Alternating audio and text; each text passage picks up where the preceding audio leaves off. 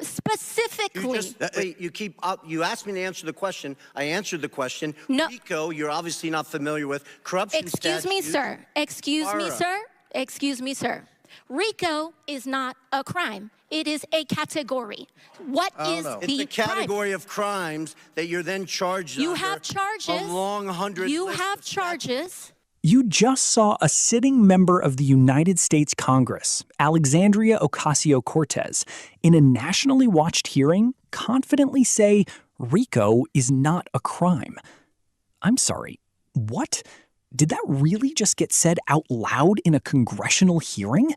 Because that is the kind of statement that instantly makes people stop and question where this hearing is even going anymore. What started as a heated political argument suddenly turned into a viral moment, with critics immediately accusing AOC of completely misunderstanding one of the most well-known federal criminal statutes in the country. And from that point on, the hearing stopped feeling like routine questioning and started looking like full political chaos unfolding in real time. Is it your testimony today that you personally witnessed President Joe Biden commit a crime? I believe the fact that he was sitting with me while I was putting together a business deal. Did you witness the president commit a crime? Is it your testimony today? Yes. And what crime have you witnessed? How much time do I have to go through it? It is simple. You name the crime. Did you watch him steal something? Corruption statutes, RICO and conspiracy. What is it? What is the crime, sir? Specifically. You asked me to answer the question. I answered the question. No. RICO, you're obviously not familiar with. Corruption statutes. Excuse me, sir. Excuse me, sir. Excuse me, sir. RICO is not a crime. It is a category. What is the crime? It's a category of crimes that you're then charged You under have charges. a long 100 You list have of charges. Sir, please want me to name the exact statute under RICO? Yes. Well, it's funny. In this committee room, everyone's not here. There's over 18 All right, sir, I reclaim my lawyers time. that went to law school. I reclaim my time. You guys okay, to thank define you, the sir. I statute reclaim my under time. RICO. Clearly, what we are seeing here today is a continuation of the 15-month saga of the Republican majority lost in the desert. Impeachment 101. The majority party, or whomever is raising impeachment, must accuse the president of a high crime, a specific high crime or misdemeanor. I would like to submit to the record HRES 918, the House resolution to open this impeachment inquiry. Without objection to order. This resolution does not outline a high crime or misdemeanor. It's not here. Now, when we compare the chairman's opening from his previous opening, he's talking about Ukraine and Burisma and all of this. This entire inquiry is based on a blockbuster piece of information that was in a classified SCIF room. And inside that room was a document alleging President Biden directly of a $10 million bribery scheme, a $10 million bribery scheme, extremely serious. What happened? What happened a month ago, Mr. Chairman? That document, the FBI arrested the person who offered those allegations for falsifying his testimony to the FBI. This entire impeachment inquiry is based on an actual, provable individual who has lied. Now, responsible leadership would withdraw an inquiry based on that. Withdraw it.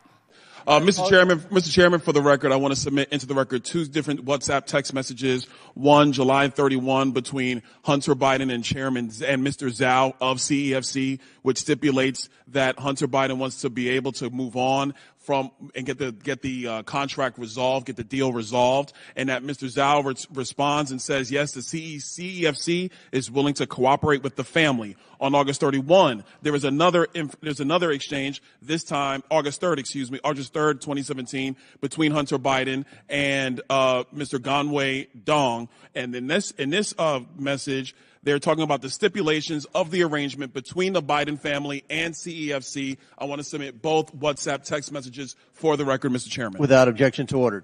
Okay, now to the money flow, because this is where the rubber meets the road.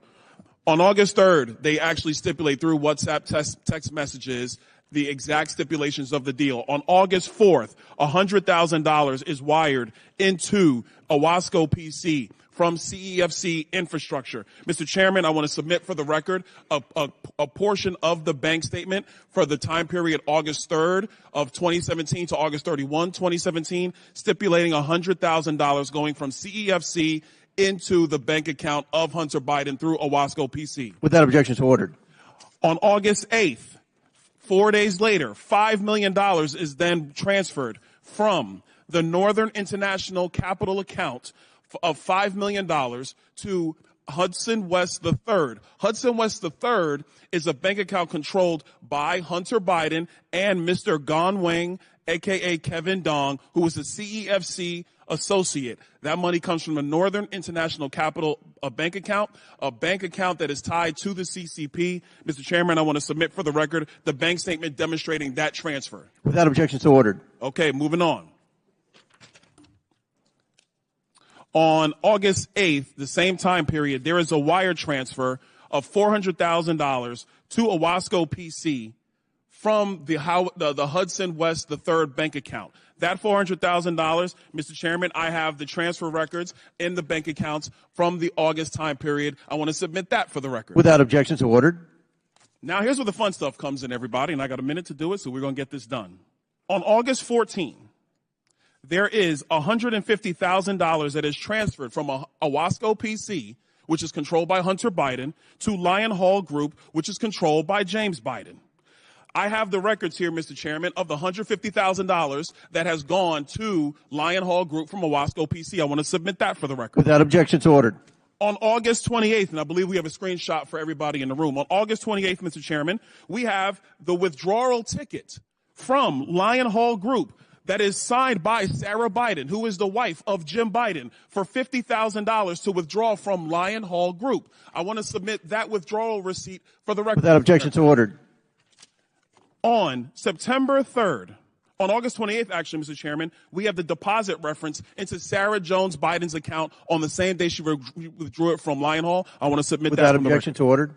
Last document. On September 3rd, 2007, from Sarah Biden's own personal account, there is a check that is written to Joseph Robinette Biden, Jr., the President of the United States today, for $40,000, signed loan repayment. A loan repayment, by the way, that Joe Biden's own personal accountant, Mr. Eric Schwerin, has no record for. I want to submit that for the record, Mr. Chairman. Without objection, so ordered. To the members of the committee, it is clear that the source of this money came from CEFC, and that CEFC is a company that is directly linked to the CCP and actually the chairman of the CCP, the chairman of the Chinese Communist Party, Chairman Xi Jinping. With that, I yield.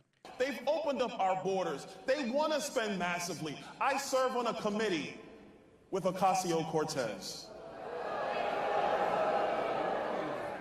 Oh, you've heard of her. Okay. And she literally believes that we can print whatever we want. It doesn't matter how much we borrow. It doesn't matter how much we spend. But she can believe all that while she drives her nice little Tesla and lives in one of the most expensive apartments in Washington, D.C. You see, the left loves to deride capitalism, but they actually love capitalism. They love what it creates for them. But they want you, and they want me, and they want every hardworking American to bend the knee. But America has woken up, and we have realized that we're not going down a socialist road, and we're going to fight them this November. Moments like this are becoming incredibly common in Washington, where congressional hearings now feel more like political combat than serious discussion. AOC came into this exchange extremely aggressive, talking over points, raising the intensity, and trying to dominate the tone of the argument from the start. You could clearly see the strategy. Apply pressure fast, keep the momentum, and force the other side onto the defensive. But the problem with that approach is that once the emotion starts outweighing the substance, things can unravel quickly. And instead of getting trapped in the framing, Byron Donalds immediately counters and stays composed while the tension keeps rising around him. That contrast is what made the exchange stand out. One side looked increasingly emotional and confrontational, while the other side stayed focused on pushing back point by point. And honestly, that's becoming a major pattern in Washington politics today.